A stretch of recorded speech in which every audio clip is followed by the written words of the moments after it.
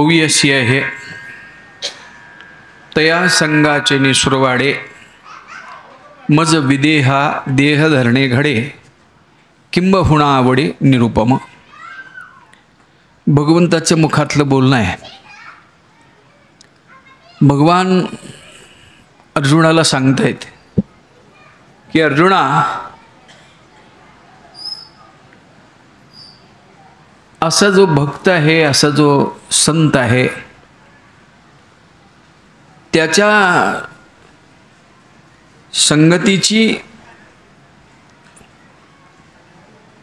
संगतीच्या सुखाची मला अत्यंत आवड आहे. त्याच्या संगतीच्या सुखाकरता आम्ही देहरहित असलेला, अविकारी असलेला, अरूप असलेला, आकाररहित निराकार असणारा मी, निर्गुण असणारा मी देह धारण करतो. म्हणजे संतांच्या संगतीची देवाला इच्छा आहे आणि त्याकरता देव स्वतःच्या आत्मस्वरूपाला विसरून तो रूप धारण करून देह धारण करतो. आता देह धारण करायचं म्हटलं तर कष्ट असतं. देह धारण करायचं, आपण देहाला आलो, सुखी आहोत का? कायच नसलं तर निदान गुडघं तर दुखत असतीलच की. होय की नाही? शरीराचं दुखणं आहे, शरीराच्या संबंधानं असलेल्या अनेक प्रकारच्या गोष्टींचं दुखणं आहे. देव रूपाला येतो तेव्हा त्याला दुःख सोसावं लागतं व दुःख सोसतो तो कशाकरता? संतांच्या संगती करतास. तया संगाचेनी सुरवाडे, म्हणजे त्याच्या संगतीच्या सुखासाठी मी विदेही असणारा देह धारण करतो, असं सरळ अर्थ असलेली होवी आहे. आपण पारायण करतो, याचं एकमेव कारण जर कोणतं असेल तर आपल्याला संतांची संगत प्राप्त व्हावी. बाकी कुठलाही उद्देश नसतो. मनामध्ये आपल्या परमार्थ करताना जरा सगळं बसतान बसू दे, म्हणजे जरा रांक लागू दे, अशा प्रकारचा विचार येत असतो. अशा प्रकारचा विचार येत असतो. म्हणजे अपेक्षेने परमार्थात आपण येत असतो, परंतु अपेक्षेने परमार्थात येणं हे आपल्याला होत असलेल्या दुःखामुळे आपण तशा प्रकारची इच्छा व्यक्त करतो.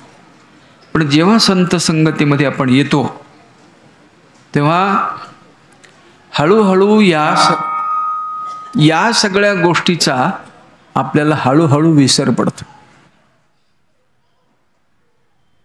आपण असं जर विचार केला, वर्षाला कशाला करायला पाहिजे सप्ताह, वर्षाला कशाला वारीला जायला पाहिजे, असं म्हणणारी काही लोक असतात बरं का. पण हळूहळू आपण त्याच्यात पुढे पुढे पुढे पुढे जात असतो. गेल्या वर्षी वारीला गेलो तेव्हाची अनुभवाची अवस्था, त्यातून आपण पुढच्या वर्षी थोडा अनुभवाने अजून काही चांगला विचार करत असतो. पण एवढं मात्र खरं की त्या संत संगतीत गेल्यानंतर तिथे गेल्यावर चांगलं तेवढं घ्यावं या बुद्धीत थोडं थोडं असणं महत्वाचं आहे. नाहीतरी आपण हिंगण मेट्यासारखे जर असलो, ते महाराज सांगतात तुम्ही करा वाटा वाटा, आम्ही मात्र हिंगण मेटा, म्हणजे त्याच्यात आत काही उतरतच नाही, असा तो हिंगण मेटा असतो. तसं जर आपण असलो तर काही होणार नाही. हळूहळू त्याच्यात आपण पुढे पुढे जात असतो. हे शिकायचं असतं. तसं इथल्या लोकांना काही शिकवायला पाहिजे असं नाही. कारण मला हे गणेश नंगर मंडळाची माहिती फार चांगली आहे. कारण मी त्यांना नेहमी म्हणतो, तुम्ही पहिल्यांदा प्राथमिक शाळेत होता, ते प्राथमिक शाळा संपल्यानंतर तुम्ही तुकाराम सेवा मंडळ काढून तिथे थोडं हायस्कूलला गेला. आता हायस्कूलमधून तुम्ही कॉलेजमध्ये आला आहात. हे कॉलेज आहे. इथून आता पदवी घेऊन आपण बाहेर पडतो. हां, पदवी घेऊन बाहेर पडणं याचा अर्थ काय? शुद्ध होत जाणं. जैशी गंगा वाहे तैसे ज्याचे मन, याचं शेवट आहे पहा.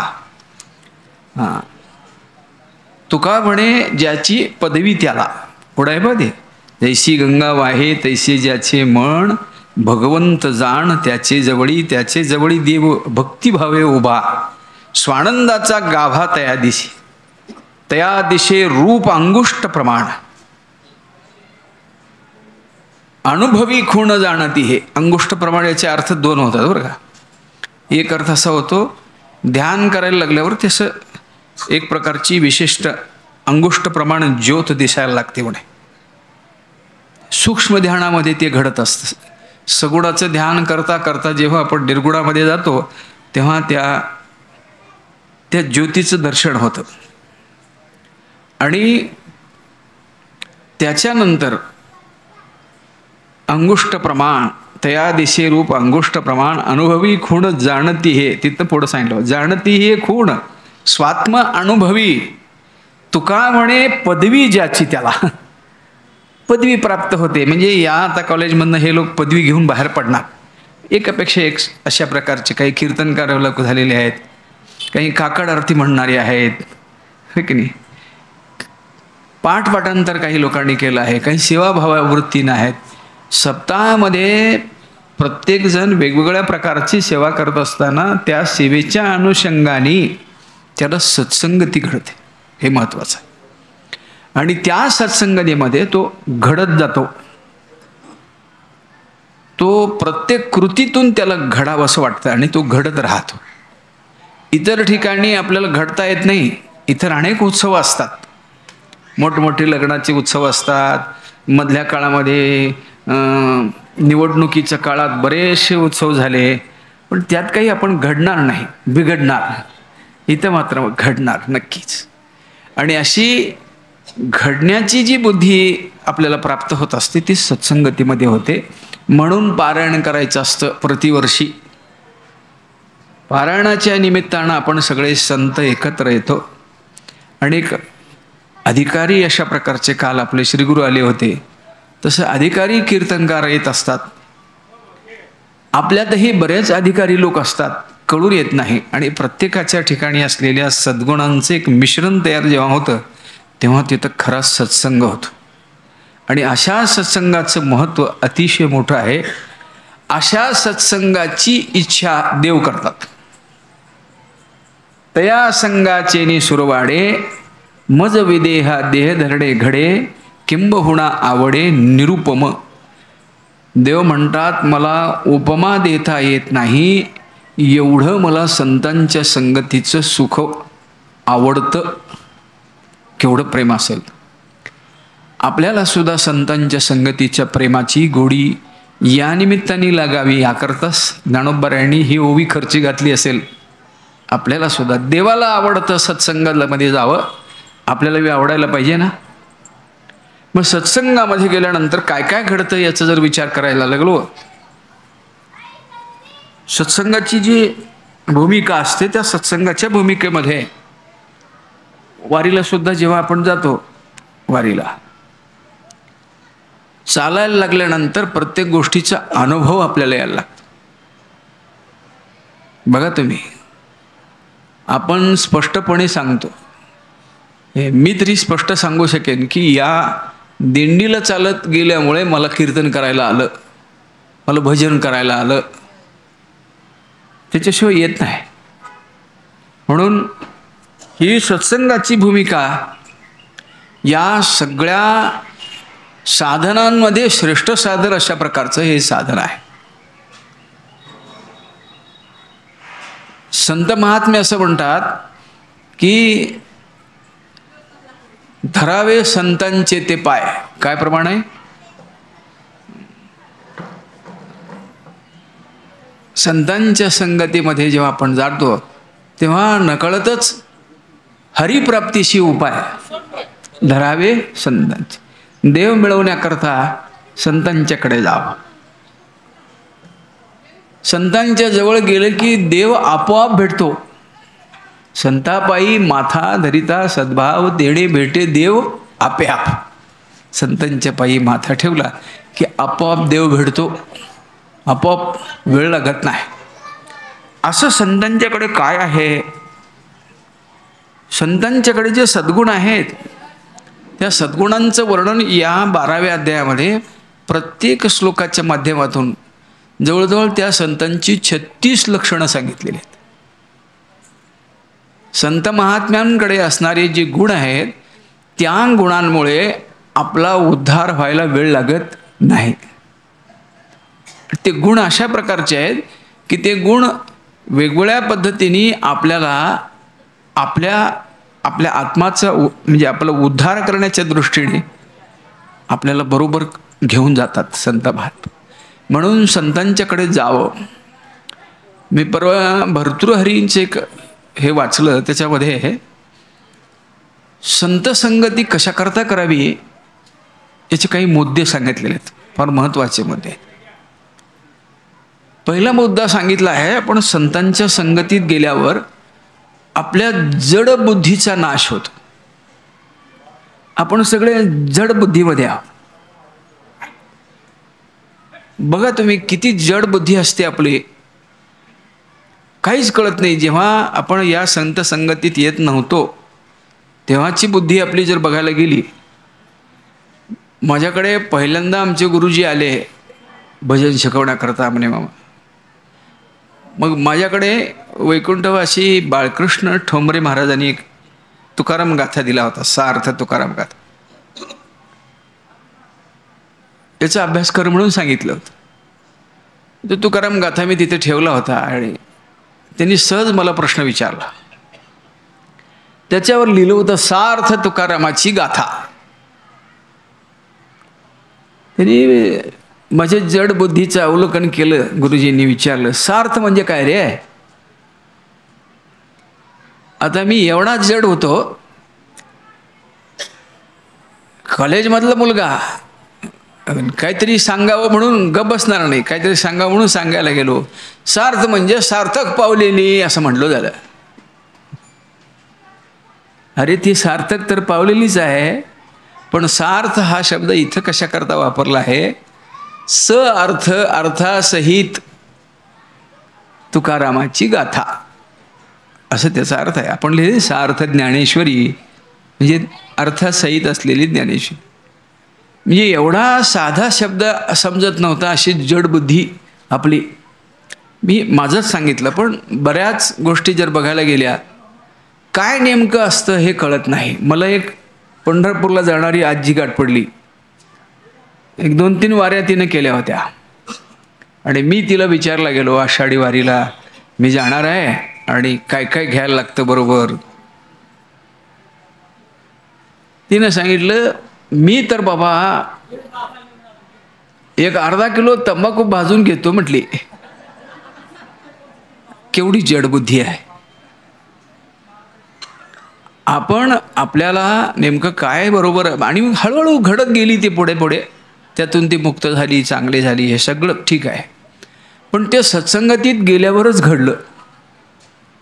ती इथंच थांबली असती, वारीला गेली नसती, तर त्यापासून बाजूला आली नसती, अजून काही करत राहिली असती. म्हणजे आता भाजून खायचं तेच तसंच खायला लागली असती, होय की नाही?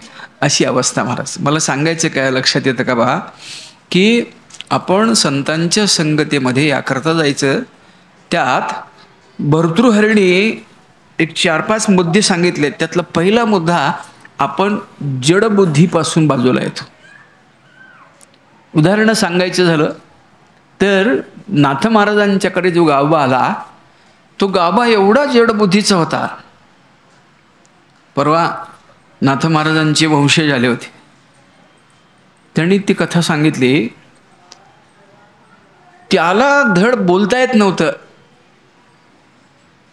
मोठा होता, फक्त त्याला पुरणपोळी खायची बुद्धी होती, बाकी काही माहिती नव्हतं. मला पुरणपोळी पाहिजे. एकदा कुठेतरी त्या माऊलीला पुरणपोळी खायला मिळाली होती, त्याच्याबरोबर जाऊन तो खाल्ला होता. तो जेवण करेना, दुसरं काही त्याला, मला पुरणपोळी खायची. मग यांनी कोणीतरी सांगितलं, बाबा त्या पैठणला नाथांच्या घरी रोज पुरणपोळीचा नैवेद्य असतो आणि तिथे त्याला तिथं काही व्यवस्था होते का पहा. आणि ती माऊली त्या मुलाला घेऊन तिथे आली आणि नाथांना सांगितलं की याला पुरणपोळी खायची फार इच्छा आहे. एकदा पुरणपोळी खाल्ल्यापासून अजून तो जेवला नाही, त्याला पुरणपोळीची इच्छा आहे, त्याला दुसरं काही आवडत नाही. आणि नाथांच्या घरी पुरणपोळी खाण्याकरता तो थांबला. बरं, तिथं थांबला म्हणून तो काही अभ्यास करत होता असं नाही. नाथांच्या बरोबर सकाळी गोदावरीच्या स्नानाला जाताना त्यांचा पंचा बरोबर सांभाळत न्यायचा आणि तिथं त्यांनी स्नान केल्यानंतर त्यांचा ओला पंचा खांद्यावर टाकून घेऊन यायचा. एवढंच त्यांच्याबरोबर त्यांचं कुठंतरी त्यांचा अभ्यास चालू आहे, काही हरिपाठ चालू आहे, भजन चालू आहे, कीर्तन चालू आहे, तिथं तो बसत नव्हता, अजिबात बसत नव्हता. लहान मुलांच्या बरोबर सूरपारंब्या खेळायचं, त्या झाडावर चढायचं, चिंचेच्या झाडावर चढायचं, उन्हाडक्या करत होता, उन्हाडक्या. आणि असा असणारा तो गावबा. नाथ महाराजांनी भावार्थ रामायणाचं लेखन करत असताना मध्येच उत्तर रामायणापर्यंत आलेले आहेत, त्यावेळेला सगळ्या श्रोत्यांना म्हणायला लागले की मला आता समाधी घ्यायची आहे. हा, नाथ महाराज तुम्ही असं कसं काय म्हणताय, लगेच असं समाधी काय, तुमची तब्येत बरी नाही वगैरे काय असं नाही. नाही, मला समाधी घ्यायची. अरे, मग काही लोकांनी नाथांना सांगितलं की नाथ महाराज एवढं तरी करा, एवढं रामायण पूर्ण करा आणि मग निघून जा, चालेल, सगळ्याला जायचंच आहे आणि तुम्ही तरी देहावर उदासीनच आहात. नाही म्हणे, मी आता समाधी घेणार आहे. पण हे रामायण कोण पूर्ण करणार, माझा गावबा पूर्ण करेल. गावं म्हटल्यावर सगळे हसायला लागले. अब त्या गावाला कसं काय येलो, जा रे म्हणे, कुणीतरी गावाला बोलून आणा. आणि कुणीतरी गावाला बोलवायला म्हणून गेलं. तो चिंचेच्या झाडावर चिंचा काढत होता. गावबा, अरे नाथांनी तुला बोलवलंय. एवढंच त्याला समज ऐकल्यावर तो झाडावरनं खाली उडी मारला, पळतच आला. कसल्याही प्रकारची शुचिरभूतता नाही, कसल्याही प्रकारचं ज्ञान नाही, बोलण्याचं तर काहीच नाही त्याला येत होतं, अशा प्रकारचा असणारा गावबा. पण नाथांनी त्याला सांगितलं, बस म्हणे इथे, आणि इथून पुढचं रामायण तू लिहायचं, इथून पुढचं रामायण तू सांगायचं. असं लिहिलं त्यांनी की नाथांच्या ओव्याची प्रतिभा, नाथांच्या ओव्यांची प्रतिभा आणि गावाच्या ओव्यांच्या प्रतिभेत काही फरक नव्हता. एकच वाटेल अशा प्रकारची ती प्रतिभा होती. म्हणून जडत्व जे आहे ते जडत्व संतांच्या संगतीमध्ये संपुष्टात येतं. अजून एक सांगितलं जातं, उदाहरण म्हणून बघायचं झालं तर, तो आचार्य शंकराचार्य यांच्या चरित्रात आलाय पहा. गिरी नावाचा एक साधा असा या गावबासारखाच भक्त होता. काही नाही, त्याला ज्ञानाच्या बाबतीमध्ये काही नाही, त्यांचा पाठ चालायचा, पण तो कधी पाठाला बसायचा नाही. आचार्यांच्या छाट्या धुवून आणायचं काम त्याच्याकडे होतं. आणि तिथं काही पडलेलं किरकोळ कामं करायची, झाडलोट करा, अशा प्रकारचं करणारा तो होता गिरी. हा गिरी संध्याकाळी सकाळी जेव्हा जेव्हा यांचं काही काम असेल त्यावेळी त्या कामातच दंग असायचा. ज्ञानाच्या बाबतीत काही नाही, पाठाला कधी बसणार नाही असा तो होता. एक दिवशी पाठाची वेळ झाली आणि सगळे ते ऐकणारे जे लोक होते ते सगळे शिष्यवर्ग तो म्हणायला लागला, आचार्य पाठाची वेळ झाली म्हणे, उठा, पाठ करू, सुरू करू, वेळ झाली आहे. आचार्य म्हणाले, जरा थांबा, तो गिरी जरा येऊन दे. सगळे म्हणायला लागले, गिरी कशा करता? गिरीला तर काही पाठातलं नाही माहिती आहे, तो कधी पाठ ऐकायला बसत नाही, आणि त्याला तो येईपर्यंत थांबायचं काय कारण आहे? त्याला काहीच का मला समजत नाही यातलं पाठातलं. आचार्य म्हणाले, तुम्हाला जर असा अभिमान असेलच, तो गिरी आल्यावरच पाठ होईल. आणि दुसरी गोष्ट असं सांगतो, आजचा पाठ गिरीच घेईल म्हणे. आचार्यानी संकल्पाने त्या गिरीवरती कृपा केली.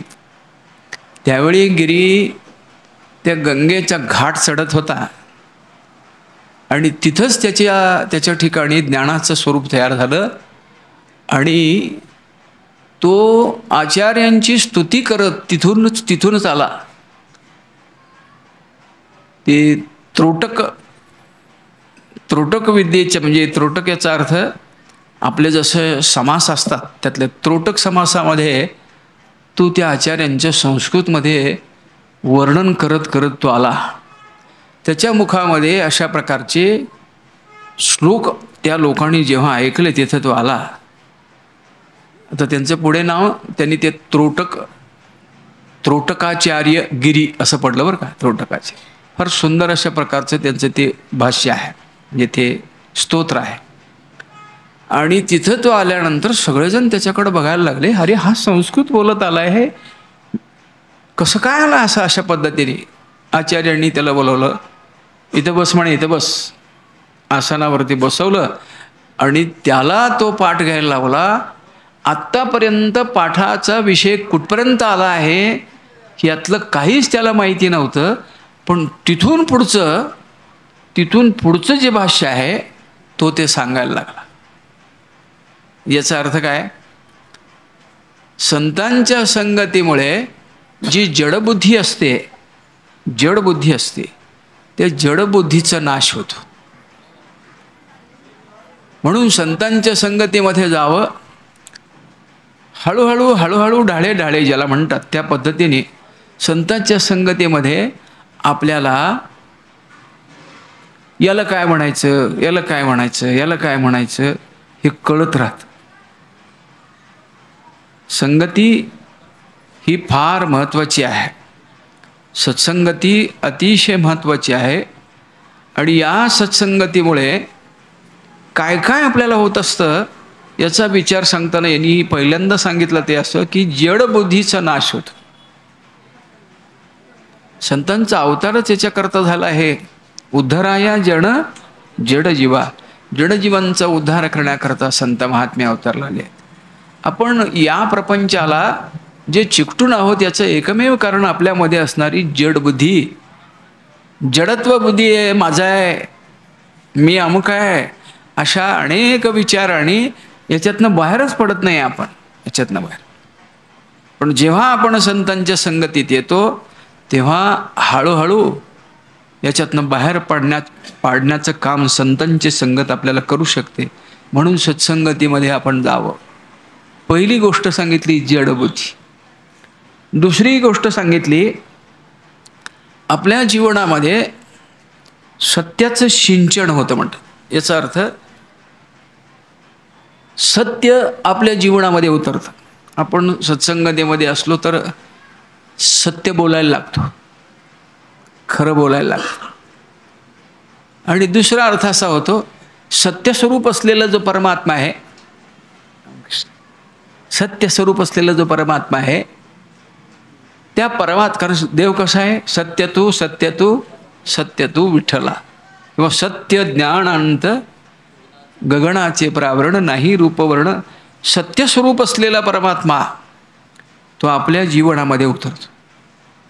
आणि सत्याचं स्वरूप म्हणजे देव आपल्या जीवनामध्ये आला. देवाचं आपल्याला जर वेड लागलं तर आपण एक वेगळ्या अवस्थेमध्ये राहतो. आनंद स्वरूप अवस्थेमध्ये राहतं, समाधान ज्याच्या अंतःकरणामध्ये तयार होतं. ही सत्याची अवस्था म्हणजे ते सत्स्वरूप. व वारीतसुद्धा आपण राहिलो तर इथं गावात आपण याची टोपी त्याला, त्याची टोपी याला करत असतो, पण वारीत असताना आपण विशेषत्वाने सत्य बोलायला लागतो, चांगलं बोलायला लागतो. सत्संगतीच्या लाभाडी ते घडू लागतं. आपल्याकडे असणाऱ्या गोष्टी आपण दुसऱ्याला देतो, हे घ्या हे घ्या, झाकून ठेवत नाही. गावात मात्र असल्यावर कोणतरी आलं तर उठा उठा, कोणतरी पाहुणं आलं झाकून ठेवून बाजूला बसतो, अशी आपली अवस्था असते. पण संतांच्या संगतीत असल्यानंतर सगळं काढून देऊन आपण एकमेकाशी प्रेमाने राहतो. सत्याचं सिंचन होणं याचा अर्थ देवाचा अभिनिवेश आपल्या अंतःकरणामध्ये होणं. देवाचा अभिनिवेश. ते चैतन्य महाप्रभूच्या चरित्रात करी एक कथा आहे पहा. चैतन्य महाप्रभू श्रीकृष्ण भजन करत असं फिरायचे. त्यांनी आपले काही साथीदार घेऊन असं भजन करत चाललेले होते. अतिशय प्रेमाने, प्रेमविभोर होऊन ते नाचत होते. असं नाचत चाललेले. असं एका नदीच्या काठाने जात असताना त्या नदीच्या काठी एक धोबी परिटेक कपडे धुत होता. त्यानं त्यांच्याकडे बघितलं, काय म्हणे वेड्यासारखे नाचतायत.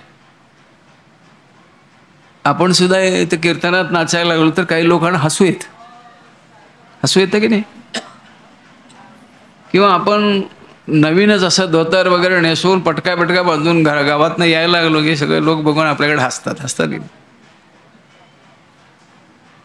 ते हसत असलेलं त्या शिष्याने बघितलं आणि महाप्रभू महाराज, तो धोबी तुमच्याकडे बघून हसतोय, आमच्याकडे बघून हसतोय. चैतन्य महाप्रभू म्हणले, अरे हसू द्या त्याला, हसू द्या, त्यांचा कशाला विचार करता.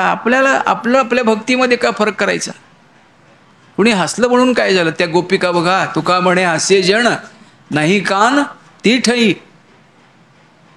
किती लोक हसत होते पण त्या गोपिका त्यांच्याकडे पाहत नव्हत्या. आपण त्या अवस्थेत राहायचं सांगायला लागलं. मग चैतन्य महाप्रभूंना पटावं याकरता एक त्यांच्यातला भक्त म्हणतो, तसं नाही हो, आपल्याकडे बघून त्याचं जे हसणं आहे त्याचं काही अकल्याण होईल असं आम्हाला वाटतं. म्हणजे भक्त नाचतायत आणि त्यांच्याकडून बघून हसणं हे अकल्याणाचं काम आहे. आणि असं काही त्याचं होऊ नये, त्याला काही अशा प्रकारचं पाप लागू नये याच्याकरता आम्ही म्हणतोय. असं म्हटल्यावर चैतन्य महाप्रभू म्हणले, ठीक आहे, असं आहे का, ठीक आहे. दुब्याकडे चैतन्य महाप्रभू गेले आणि त्या चैतन्य महाप्रभूंनी त्यांना स्पर्श केला. स्पर्श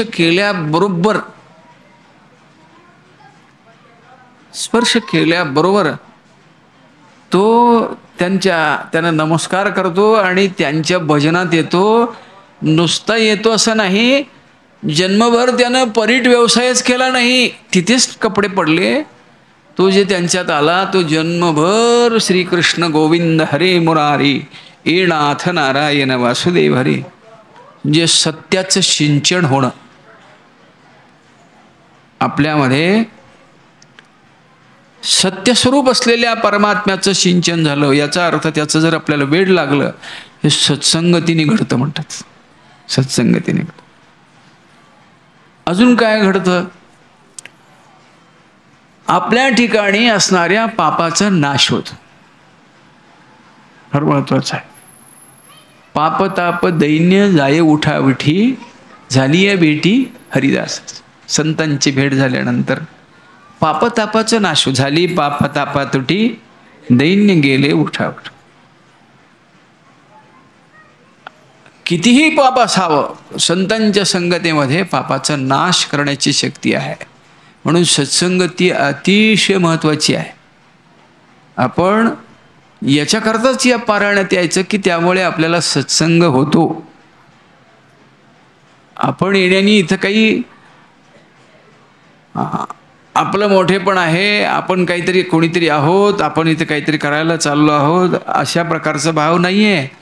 आपण इथे येण्याने आपल्या जीवाचा उद्धार होतो, याचा अर्थ पापाचा नाश करण्याची शक्ती सत्संग संगतीमध्ये आहे.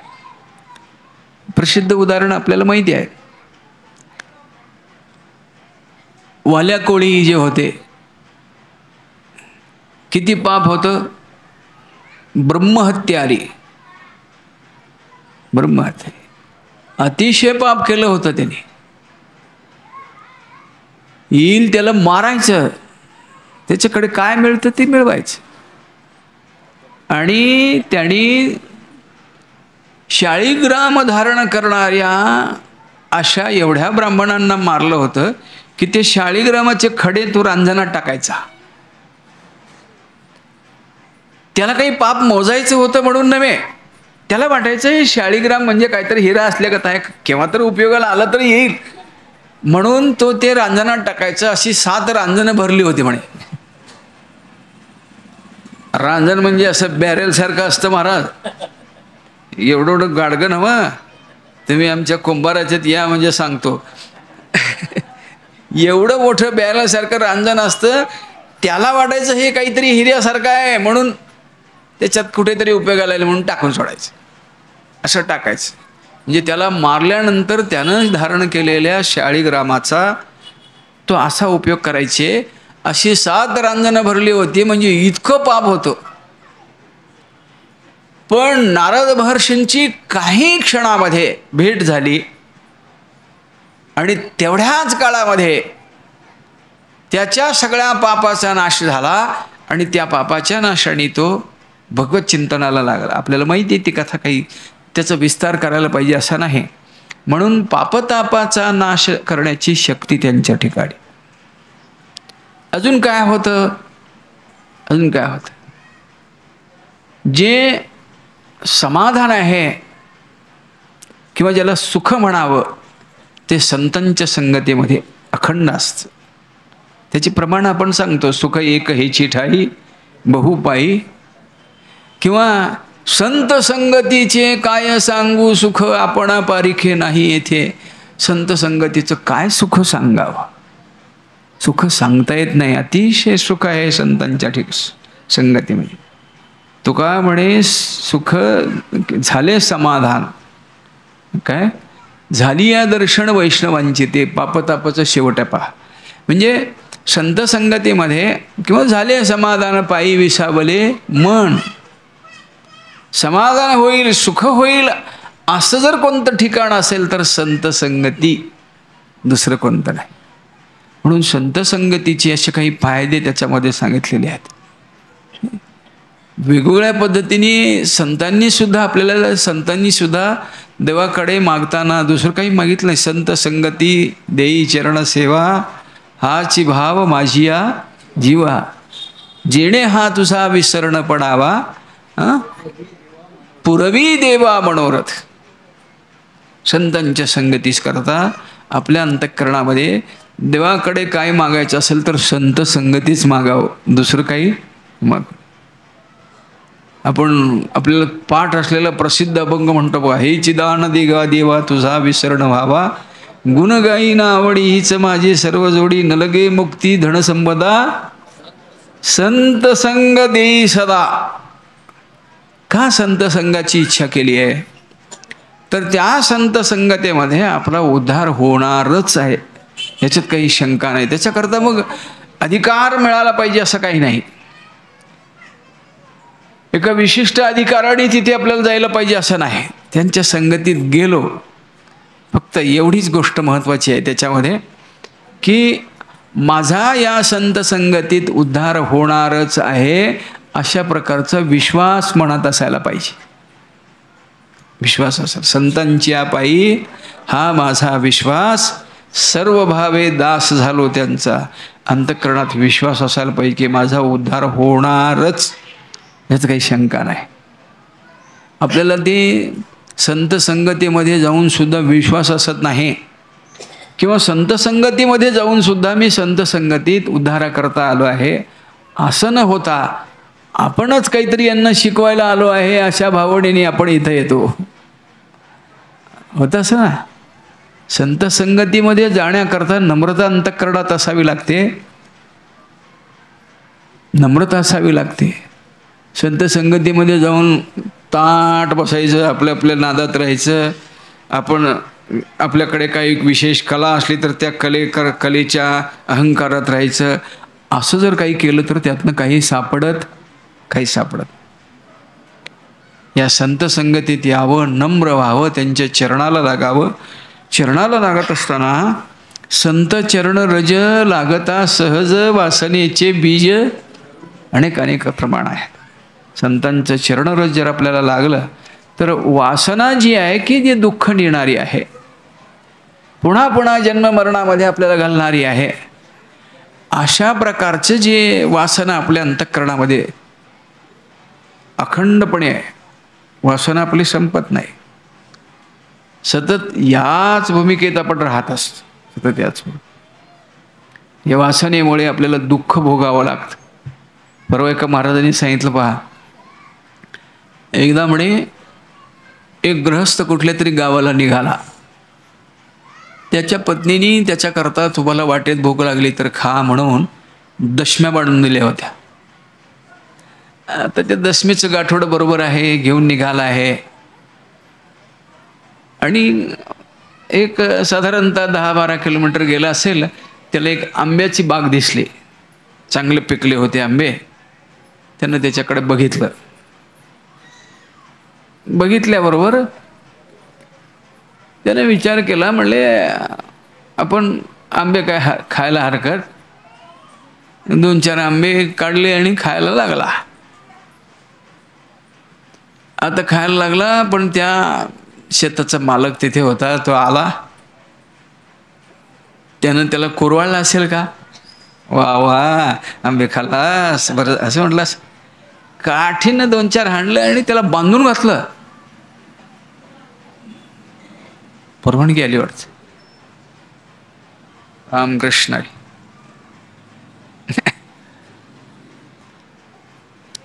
मग तो विचार करायला लागला,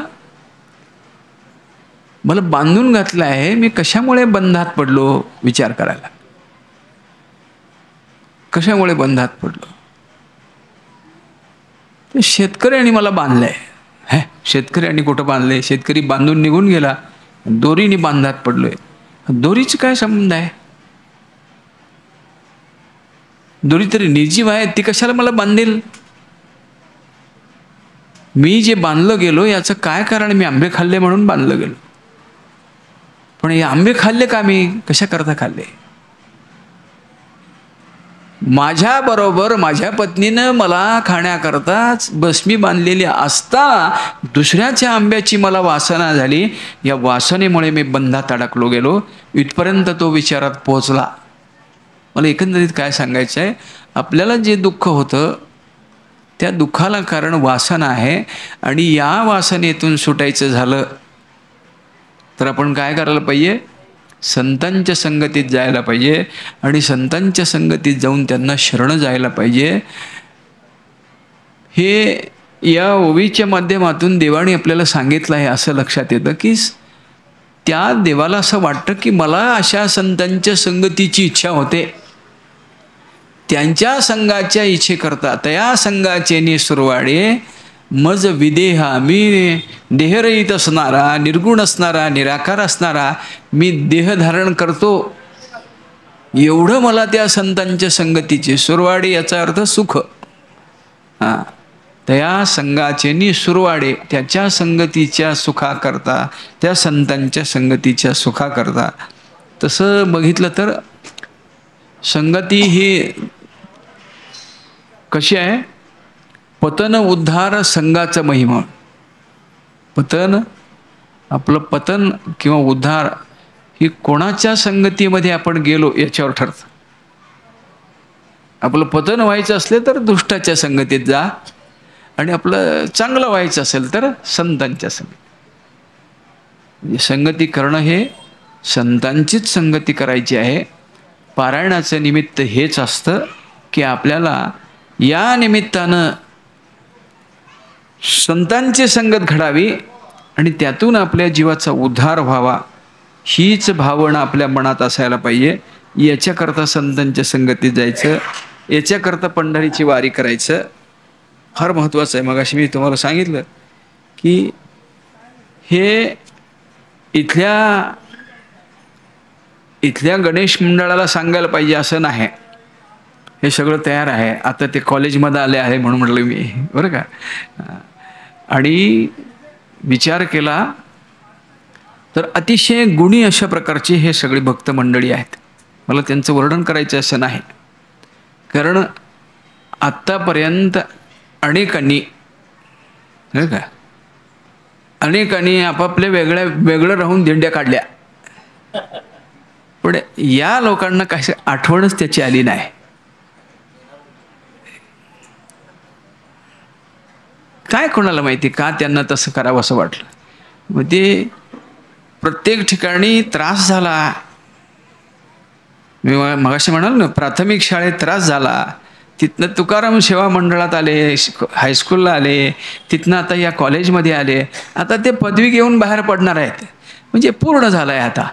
हे मी कशाकरता म्हणतो, याच्या पाठीमागं त्यांचा संतसंगतीवरती जो विश्वास आहे तो महत्त्वाचा आहे. आपणच नवीन थाटायचं म्हणजे संतसंगतीची इच्छा नाही असं त्याचा अर्थ होतो. हे महत्त्वाचं आहे. यांच्याच संगतीत मला जायला पाहिजे, त्याच्याशिवाय माझा उद्धार होणार नाही, अशा प्रकारचा भाव अंतःकरणात असल्यामुळे हे सोडत नाहीत, सत्संगाला सोडणारे नाहीत. पण त्याचं इथं ते सांगायला पाहिजे असं नाही, पण आपण चिंतना करता म्हणून अशा पद्धतीने पारायण कशा करता करायचं याचं थोडंसं चिंतन केलं आहे. अगदी कमी वेळेत जसं जमलं आहे ते आपल्या सर्वांची कृपा आहे. झालेली सेवा संतांच्या चरणी, श्री गुरुचरणी, तुम्हा सर्वांच्या श्रोते मंडळींच्या चरणी अर्पण करून शेवीला पूर्ण विराम. पुंडरीक वरदा हरी विठ्ठल, श्री ज्ञानदेव तुकाराम, विठ्ठल विठ्ठल विठ्ठल विठ्ठल विठ्ठल विठ्ठल विठ्ठल. बोला पुंडरीक वरदा हरी विठ्ठल, श्री ज्ञानदेव तुकाराम. असंच नाही, ज्ञानदेव तुकाराम का रामकृष्ण.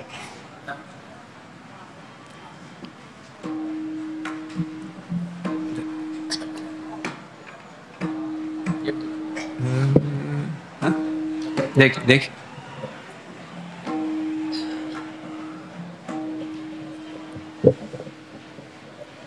हरी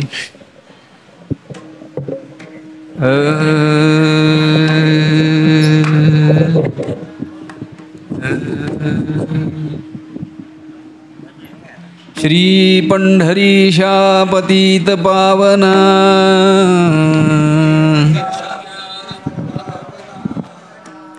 श्री पंढरीशा पतित पावना,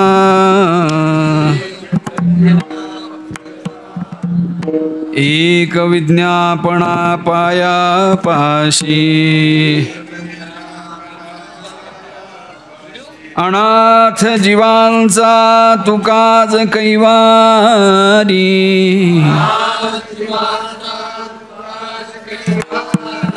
ऐसी चराचरी ब्रिदावळी.